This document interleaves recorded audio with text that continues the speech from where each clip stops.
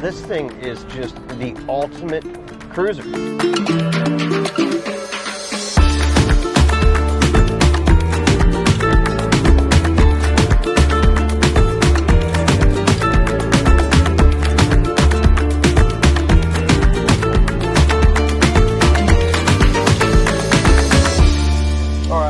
Test drive time, and something that's a little unusual for us. Don't do a lot of convertibles. I don't know if I love convertibles. I've always been a coupe guy just because of the roofline. They look lower, they look cooler, they look meaner, but I dig this one. So 67 Impala convertible, and it is sitting on a Roadster Shop Revo chassis, which I don't believe that we have had the privilege of doing any sort of in-car review, whatever we call these things, with a Revo chassis. So kind of cool. Not one of our most popular chassis because the spec stuff, it kind of overshadowed it, but there's still a great home for it. Like Tri-5 stuff, some of your bigger cruiser cars, some of the pickup trucks, still a great package. So a little different than our spec stuff. It falls right in the middle between spec and fast track, in that it uses our fast track style fabricated frame rails, everything under the car. The whole chassis is all TIG welded, pretty high-end stuff. The front cross member is just a little bit different. So it uses a Mustang 2 style spindle, but it's an integrated line sway bar and really neat, kind of sexy looking little cradle with some swoopy brackets, great geometry, great ride quality. It was a flagship product of ours when we debuted it, I mean, probably 15 years ago. Been a while. And its purpose was that it was really the first to come to market that changed the Mustang 2 game, that totally got away from the standard, hey, I've got either a bone stock Mustang 2 cradle that I'm going to put in this car, or a slightly different version of a Mustang 2 cross member. So all fresh geometry, and it kind of splits like 50-50. It's got some great performance, but at the same time, phenomenal ride quality. Delrin bushings in the control arms, and I think the most unique thing about it is when you look at this crossmember assembly, the way we've packaged a 1-inch spline sway bar all in one, so you've got nothing forward of the crossmember. Really a great fit for somebody that's doing something, I don't know, unique, trying to build their own chassis, want to integrate it. Not a product that we've really offered like that a ton, but it'll get you out of a buy-in, and it's a great offering for that. So that's enough with the chassis sales pitch. Chassis is phenomenal, right? Chassis works great, but let's talk about the car. 67 Impala convertible, probably not Chevrolet's most popular model by any means, and this one came to me by a pretty special customer, a guy by the name of Russ Garcia. So Russ happens to be one of my daughter's best friend's grandpas. So a little bit extra pressure when I'm putting this one together because it's close to home, right? And this car lives right down the street from me. So if I screw it up, if it doesn't work well, or if it rides like crap, it's gonna be tough. School functions will be tough. So I wanted to put my best foot forward and make sure that we did a hell of a job.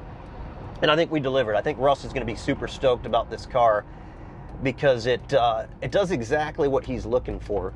He wants something that he can jump in and cruise that's just trouble-free and does all the things that a new car does, but looks and sounds like an old car. So Russ has a great car collection, but he doesn't have anything that's been chassis swapped. He's kind of just dipping into the resto mods. So he's got a Mustang that we've done some work on that has, you know, some upgraded sway bars. It's got some fuel injection on a few muscle cars, but nothing that goes to the level of this car. So I think he's going to be absolutely blown away. I am just working through the Shakedown miles, and we're about to round 100 miles on it, so she's pretty fresh. Had a chance to get it down and throw the top down. The thing that's actually great about a convertible that I've often overlooked because I just simply like the low-looking roof line of a coupe. So taking this thing out in 70, 80 degree weather, dropping the top on it, big wheelbase, big car, great cruiser. It's kind of making me a believer that a convertible definitely has its place. It's badass. Great vehicle, great for Russ, cruising this thing up to the lake, putting it on the highway, bobbing it around town. This car is like the total package, man, and it accomplishes that through a lot of our standard Survivor recipe stuff. So that Survivor recipe has been flushed out. I think at this point we've pretty well mastered it. We've deviated from it quite a bit just because natural progression, man. The Survivor cars, like anything else, they just keep progressing. So they went from kind of what this car is, a naturally aspirated GM 430 horse LS3, and they've gotten into turbo motors and crazy transmissions, monster power, huge tires, custom billet stuff, and they've got kind of right to the point where the street rod stuff originally was, that's just over the top.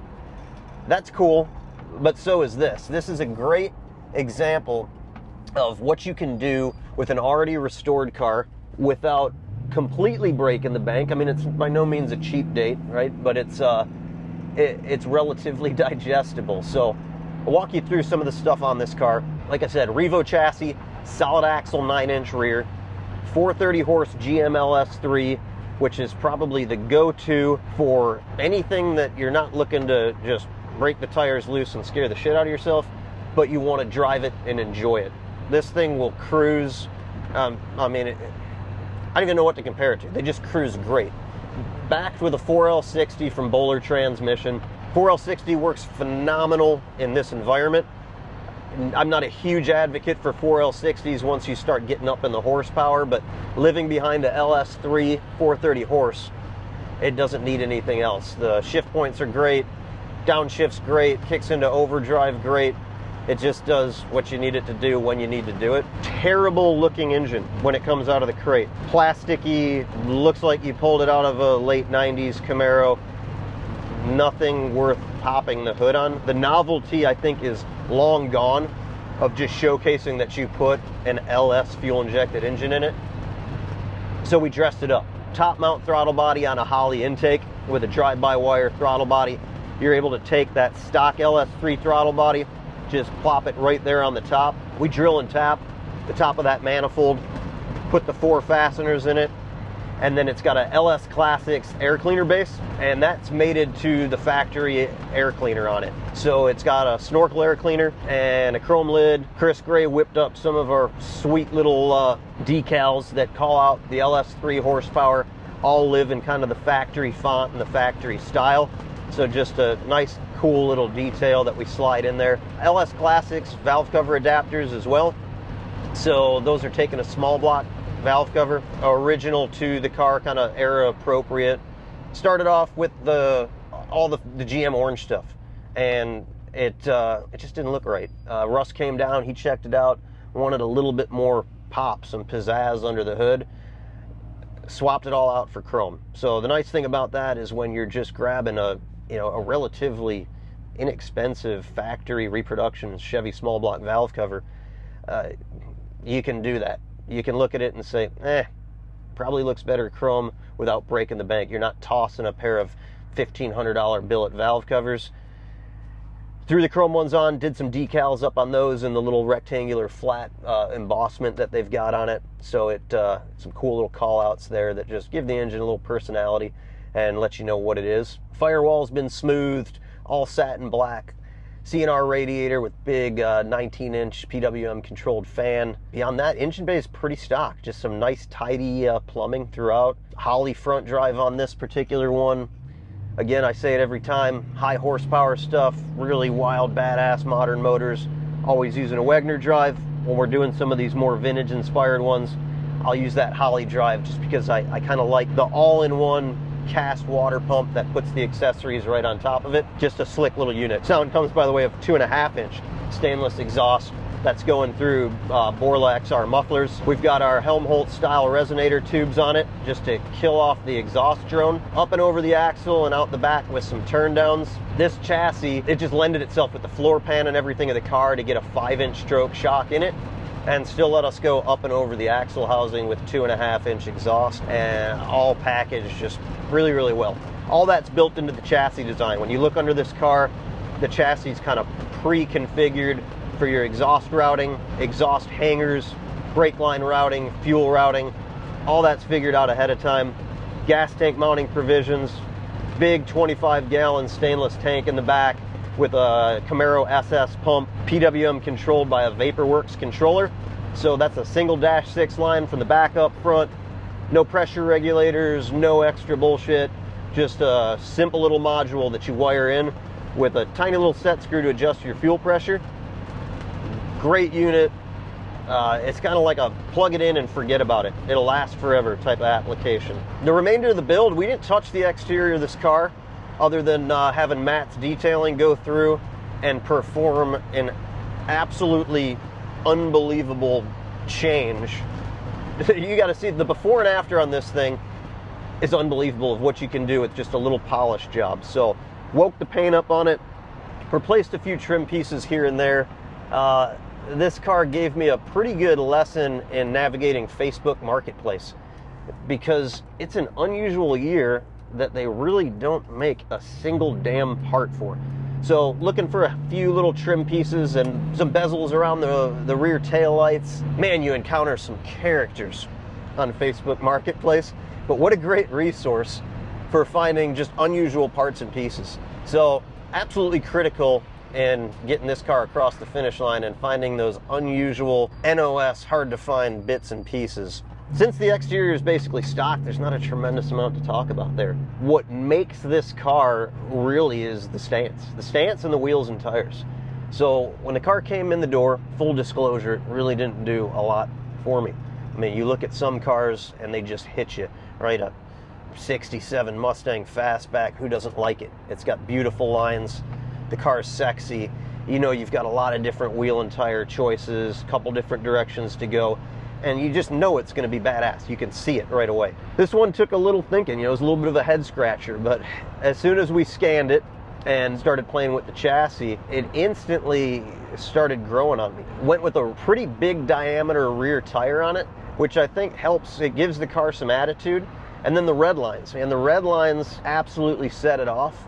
It's a Diamondback tire, which you can get a red line, blue line, white line in just about any size you want. So you can take a modern performance tire. We've got 18s and 19s on this. So your options are pretty much limitless.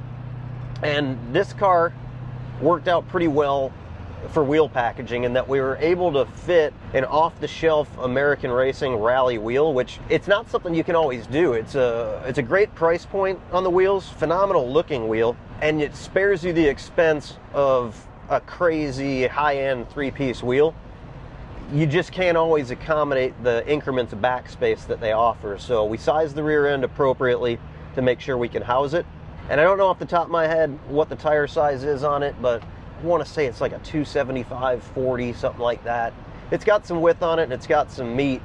I think when you look at the before and after of this car and see the attitude that it's got, it really gives the car a presence. So amazing what ride height, stance, wheels and tires do. This is the best example I think that we've done of what that can do for a vehicle. Let's get inside. Interior wise, wasn't a car that really needed a lot, so we didn't replace the seats with Recaros. Nothing wild. It's kind of a slick interior in it, and being a cruiser, it's not something that you're going to go barreling through corners that you really need that lateral support. I mean, this is a car that you throw the top down, you throw your arm over your wife, your dog, your girlfriend, whoever you pick up, and just cruise it. So you don't need that high containment. And just going through and replacing the foam, new seat covers, just upgrading everything to just new panels. It's a stock interior with the exception of the carpet. It does have a transmission and drive shaft tunnel in it due to the low slung stance. So it requires a custom carpet kit. And we went with just a loop style kind of muscle car, era appropriate carpet kit that it just blends well. Standard Licara 3-spoke Survivor wheel. It's got our cross flags horn button in it, keeps it vintage. Dish on it's great, column placements on it's great. It's an I Did It replacement column, so tilt. Looking at the Dakota digital gauges, these are, I believe they're their HDX series. Again, being that this isn't a crazy popular car, they don't have the HDX. So that's a strike against Justin at Dakota Digital, because he receives nothing but praise on these videos. But damn, Justin, like, let's get off our ass and get the HDX rolling. I presume once he gets them done that he'll upgrade these for free, because that's the kind of guy he is. Beyond that, dash is pretty much stock, but the stereo is a cool little deal. Fusion head unit, we just got done doing the 55 Chevy Bel Air that I talked about, and Fusion, the marine industry, I think they're owned by Garmin, so quality stuff. They've got that in a few different widths and heights, so you can package it in, I mean, a lot of different environments, and it just happened to live phenomenally well right in the factory stereo hole. And we 3D printed a bezel and then incorporated a little textured metal around it, just so that we could fill the void and do something that just seems appropriate and fills the empty dash space. So we've used that now a couple times. We did it in a C10. I'm always looking for some sort of material, like a contrast material, a textured material that's not just like a brushed aluminum or an engine turned or something. So that's actually, they call it a leather grain stainless steel. It's thin gauge stainless steel. You can get it from most steel suppliers, and it's kind of like an embossed, textured metal, and it simulates a lot of the factory textures that are on cars of the 60s and 70s. So we just draw it up, we laser cut it, put little inserts. It actually surrounds the factory AC controls, which are connected to a Gen 5 vintage air unit in this, using the factory sliders, and it just makes it look tidy. You glance at it and you'd have a hard time knowing, other than the digital screen, that anything's been screwed with. Kind of a seamless integration, you might say. Through the center console, this is just kind of an off-the-shelf Roadster Shop part, where instead of using a traditional GM window switch, we grouped the four together. One gang of switches and a billet bezel. Works out really nice. You can plan them just about anywhere. ShiftWorks shifter, great resource for anything you're trying to do that's got a modern overdrive transmission, but you want to retain a stock console or a stock interior vibe. It replaces all the factory stuff, gives you the detents for the 4L60. Really good product. We've used it in a handful of different applications. Used it in a Nova a while back. That thing was super cool. Just a great option. Some little tips and tricks that we sneak in here. USB power, always good to have a power source, especially in a car like this where you'll be probably listening to the radio non-stop, Bluetoothing through your phone. So those are right there at your fingertips, tucked into what used to be an ashtray. Standard kind of stereo system. It uses our shallow mount Morel 6.5-inch woofers up front in the kick panels. It's a two-way speaker, so the tweeters, they land in the door here. Just a nice little speaker grill that kind of blends it into the door panel. Yeah, beyond that, and the interior is just, it's kind of old car. Old car that's just refreshed and new. And I think this is one of those cars where we just got through some like violently fast cars. And this is one that, as I'm talking through this, I have completely forgotten that I'm in an old car, which is awesome. I mean, a little bit of wind noise that pops through from the convertible stuff that I don't care how hard you try, you're just not going to get rid of it all. Beyond that, I mean, this thing is just the ultimate cruiser. I mean, it's fucking awesome to drive. It really is. Smooth, eats up everything in the road. I'm not out there punishing it just because it's not a lot of horsepower, so I'm not blowing through corners or doing any spirited driving, but kicking on your favorite play mix and Bluetoothing through that thing, rolling the top down and just cruising forever in this is what this car is going to absolutely shine at. I think Russ is going to be stoked, and I'm very excited to get him out here, get him behind the wheel. Always cool when you put somebody in a car like this that just hasn't experienced a chassis swapped classic car. It's a totally different animal. It's definitely a gateway drug. I'll say that. Once you're in this type of build, you're hard pressed to go back to the rest of your car collection. So I can see in the near future, Russ got a first gen 69 Camaro, great candidate for a spec chassis. 55 Chevy, beautiful convertible Bel Air, another great candidate for a spec chassis. So hopefully he loves it.